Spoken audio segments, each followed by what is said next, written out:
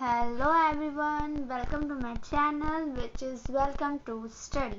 मेरा नाम है लक्ष्मी एंड आज हम स्टार्ट करेंगे हमारा थर्ड चैप्टर जो है ऑर्गेनाइजेशन एंड ऑर्गेनाइजेशन स्ट्रक्चर, जो किसका पार्ट है, बीए का या फिर मॉडर्न बिजनेस प्रैक्टिसेस का।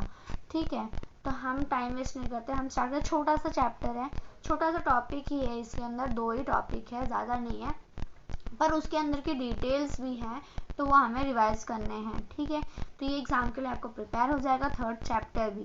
ठीक है, तो हम स्टार्ट करते हैं, लेट्स स्टार्ट।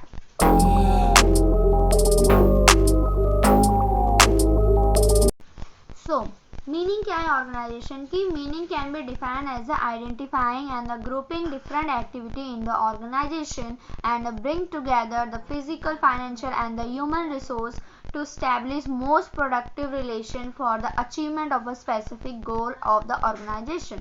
ठीक है, तो ऑर्गेनाइजेशन का मतलब क्या होता है, ये डेफिनेशन है, मीनिंग है। ऑर्गेनाइजेशन का मतलब कि आइडेंटिफाई करना और जितने भी ग्रुप ऑफ एक्टिविटी है ऑर्गेनाइजेशन को, ऑर्गेनाइजेशन के अंदर उसको साथ लाना, जैसे कि फिजिकल एक्टिविटी, फाइनेंशियल एक्टिविटी और ह्यूमन एक्टिविटी को स्टैब्लिश करना। ठीक है, ताकि प्रोडक्टिविटी जो हमारा जो रिलेशनशिप है वो अचीवमेंट की ओर हो, स्पेसिफिकली अचीव हो सके, तो उसको बोलते हैं हम लोग ऑर्गेनाइजेशन। ठीक है, तो ये था।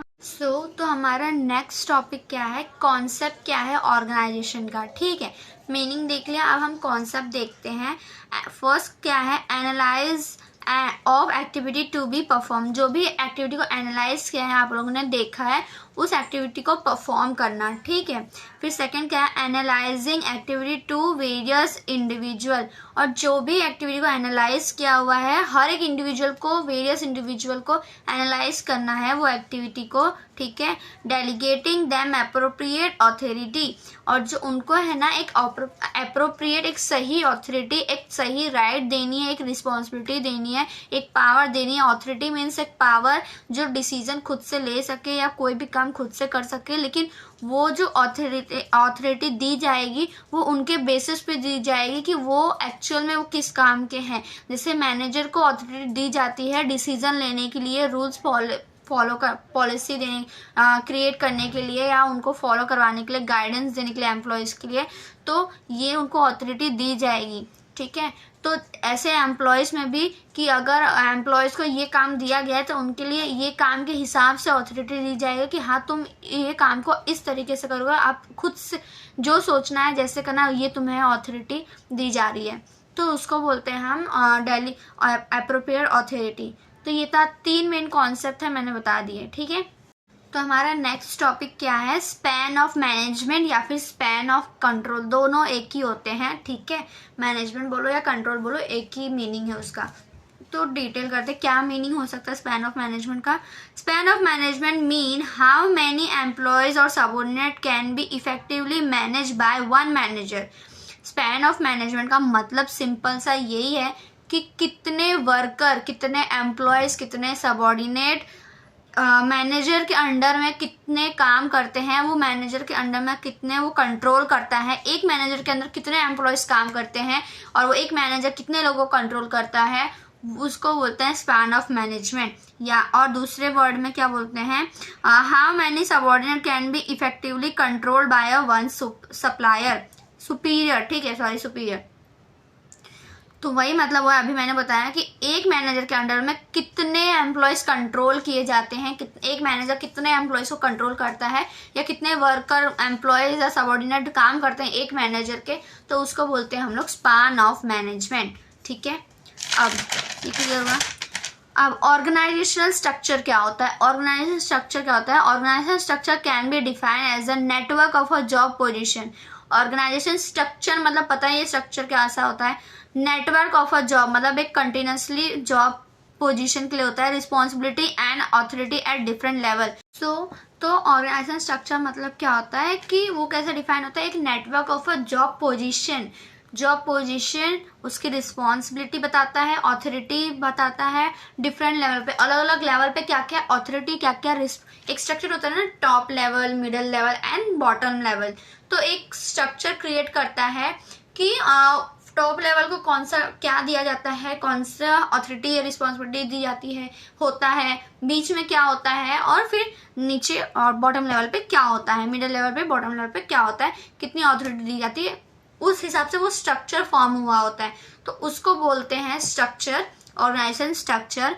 और it can be called a framework, और उसको बोलते हैं सब साथ मिलके चलता है, स्ट्रक्चर को फॉलो किया जाता है तो उसको एक फ्रेमवर्क बोलते हैं जो क्रिएट किया with in which manager and operational tech task are perform, जहाँ पे मैनेजर मिडिल लेवल पे मैनेजर टास्क परफॉर्म होता है और ऑपरेशनल मतलब बॉटम लेवल पे टास्क परफॉर्म होता है, काम करते हैं, ठीक है। तो उसको बोलते हैं ऑर्गेनाइजेशनल स्ट्रक्चर।